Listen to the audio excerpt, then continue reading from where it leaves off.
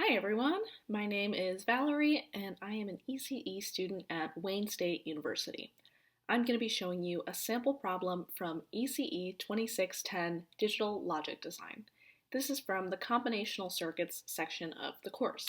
In this video, we're going to use the Shannon Expansion Theorem to synthesize a logical expression into a multiplexer network. Remember that this is not the most optimized version of a logical network, so make sure you're using K-mapping if that's what you're looking for. To use this theorem, we'll need to know which size of multiplexer we want to use and which input variables to use as our select lines. So let's say that we have a logical function f.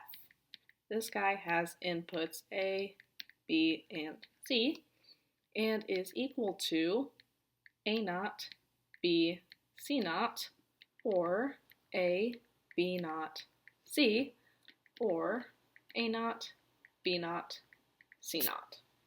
Now let's say that we want to use a 4-1 multiplexer with A and B as the select lines. Shannon's expansion theorem tells us that we can expand f across each possible combination of our select lines. In this case, we have two select lines giving us 4 possible combinations. So let's write this out so you can see what I'm talking about. So we're going to say that f is equal to itself expanded over each combination of our select lines. So that's going to look like this. We have A naught, B naught, A naught, B, A, B naught, and A, B. Then we're going to expand f over these combinations. So this first one is going to be f of 0, 0, C. The second one is going to be f of 0, 1, C.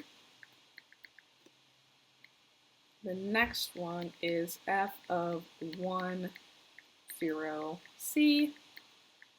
And lastly, f of 1, 1, C. So now we can see that we've taken f and we've expanded it across each different combination. And then we've taken our sum of products format and used OR gates to combine these all together. So now let's do some expanding. We're going to take this whole expression and write it out. So first we have A naught, B naught, ANDed with f of 0, 0, C. So if we look at our original expression, that's going to be 0 naught, 0, C naught, or 0, 0 naught, C, or 0 naught, 0 naught, C naught. So now we'll do the same thing for this next one. So we'll take A naught, B, and expand it over f of 0, 1, and C. So 0 naught, 1, C naught, or 0, 1 naught, C, or 0 naught, 1 naught, C naught.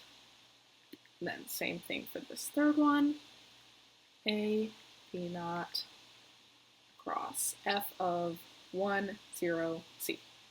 So we have 1 naught, 0, C naught, or 1, 0 naught, C, or 1 naught, 0 naught, C naught. And then finally, for that last one, A, B, across f of 1, 1, C. So 1 naught, 1, C naught, or 1, 1 naught, C, or 1 naught, 1 naught, C naught. And this is the whole Shannon expansion. Now that we've expanded, let's do some simplifying. each of these terms are ANDed together, so anytime we have a 0 or a 1 not, we're going to cancel out that whole term. So we have 1 right here, another 0 right here, we have a 0 and a 1 not right here, a 1 not right here, a 0 here, this one's okay, we have a 1 not right here, a 1 not right here, a 1 not here, and 1 not right here. So now let's look at these terms. This is a 1, this is a 1, and this is C naught. So we're just going to be left over with C naught. And then similarly over here we have a 1, and C naught. And right here a 1 and a 1 and C. So now let's do some more simplifying. This first term is going to give us A naught, B naught, C naught. The next one is going to give us A naught, B, C naught. The next one is A, B naught, C. And the last one is A, B. We don't have anything left over here, so this guy is going to be 0.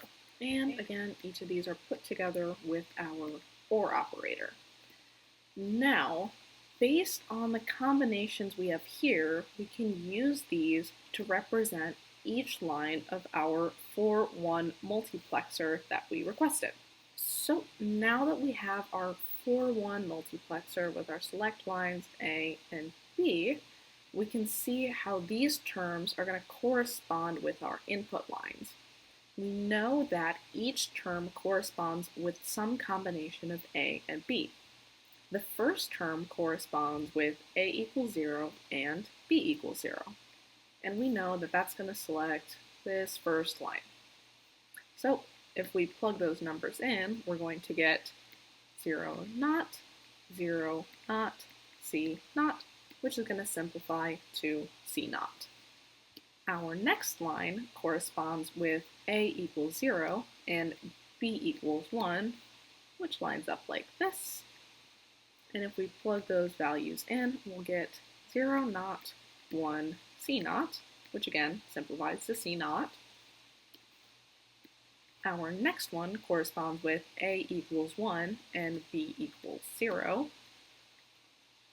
Plug those in again, we'll get 1, 0 naught, C, which is going to simplify to C. And lastly, we have A and B are both equal to 1, which is going to give us 1, 1, 0, simplifying to 0. So now let's check if we've met all of our conditions. We are using a 4-1 multiplexer, and we have A and B as our select lines, and we choose the appropriate output given the values of A, B, and C. So I hope this shows how we can use the Shannon Expansion Theorem to represent a logical expression in terms of a multiplexer. I hope this helps with your digital logic class. Good luck on your homework and exams.